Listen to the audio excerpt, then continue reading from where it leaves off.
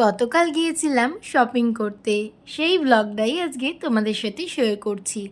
Sanjay office থেকে ফেরার পরই একদম কোনো লেট না করেই দুজনে মিলে বেরিয়ে পড়েছি শপিং করতে। আর সামনেই পয়লা বৈশাখ, যেহেতু আমাদের এখনও শপিং করা হয়নি, তাই কালকে আমরা বেরিয়েছিলাম।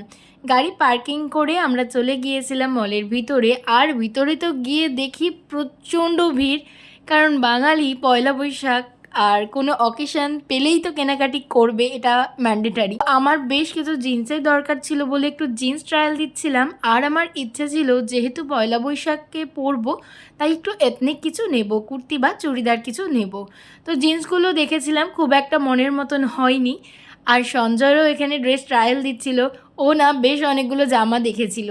ফাইনালি আমিও বেশ কিছু কুর্তি চুড়িদার দেখে দুজনেরই শপিং কমপ্লিট করে বিলিং কাউন্টারে প্রায় আধ ঘন্টা মতন লাইন দিয়ে দাঁড়িয়ে থাকার পর আমাদের বিলিং কমপ্লিট করে বেরিয়েই আগে গাড়িতে তেল ভরেছি।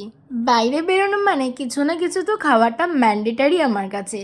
তাই বাইরে তো ফুচকা খেয়েছিলাম, আর খাবার জন্য ঘরে নিয়ে চলে এসেছিলাম চিকেন হাক্কা নুডলস, ওটা দিয়ে ডিনারও কমপ্লিট হয়ে গেল।